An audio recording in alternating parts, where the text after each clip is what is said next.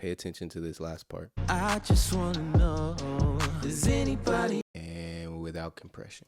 I just wanna know, does any? Pretty much the same as if I would have just boosted the level here.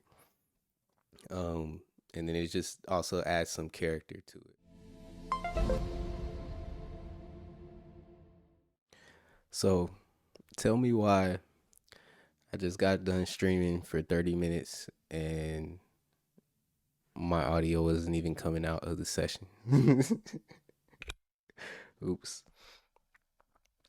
So yeah, I deleted that video. I'm gonna go through basically what I said on that video really quick.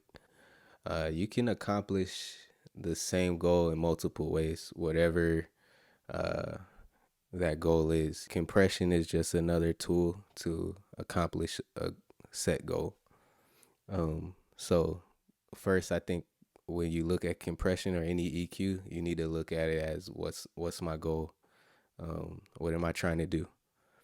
And then you can seek out the tools to help you get that job done. So with compression, if you can look up this history and stuff on Google, but the earliest compressors were made just as a level control for broadcast radio stations. That's what usually what you go to a compressor for. Another reason you might go for a compressor is just the sound. It sounds different. In Logic, they have a really cool compressor here. It's just called the compressor, just as simple as that. And there's 1, 2, 3, 4, 5, 6. There's 7 different types of compressors on here. And what I say is just go through each one, like put it on your vocal. Make sure you're actually compressing. Make sure there's actually like reduction happening. Because like I said, remember, compressors, pretty much in a nutshell, what they do is they reduce signal. They reduce the level of whatever incoming signal you have, depending on where the threshold is set at. Same thing if you're in Pro Tools or Fruity Loops or whatever. Like just go through your compressors and just put every single one on there, and then just bypass each one, and then listen to each one and listen to what each one does to the sound.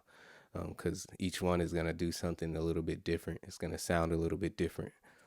Usually in pop or mainstream type music, we want these performances to be more leveled out. We don't want it to sound like a live recording. So usually we'll want to tame the dynamics. So what a compressor does is going to take the points where the audio is passing a certain level, and it's gonna just go. It's gonna bring it down. That way, the whole performance is more leveled out. So you can accomplish this with just doing exactly what I just did there, or you can use a compressor, or you can use automation, and kind of like I did some automation here. You could do it clip gain in Pro Tools or whatever way you want to do it there. I'm going to play this little part here. It's at the end of this chorus. The last lyric just is really low because I sang it really low. And what the compressor is going to do is basically going to bring down the loud parts, and then it's going to match everything back up to where it's supposed to be. Or, like I said, you could just do that and that'll help. You won't have to put a compressor on it. Change that color so you guys can see. This is what you're going to be listening to. That's going to dip down in the level. I just want to know, does anybody understand? Where did you go? I just want to know, does anybody? This is with the compression, so pay attention to this last part. Where did you go? I just want to know, does anybody understand? So with compression, I just want to know, does anybody? without compression. I just wanna know, does anybody? Pretty much the same as if I would have just boosted the level here. Um, and then it just also adds some character to it. If there's a difference in the audio, because sometimes I just put this compressor on a vocal, just not even doing any compression, just because it makes the vocal sound more smooth, just by how it goes in and out of the compressor. So yeah, that's mostly what I wanted to go over today. It's just compression, why to use it, uh, usually when to use it, how to use it. If I'm gonna go more, maybe more in depth about like the actual the knobs here, but use your ears.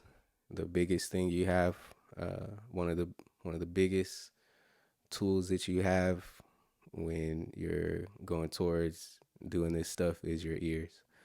So don't let your brain fool you. Don't let your don't let your brain fool you into thinking like just because you don't know what this ratio button does, or just because you don't know when to do this or when to do that, that you're any lesser of an artist or a producer or a person. Use your ears. If it sounds good, keep it. If it doesn't, don't do it.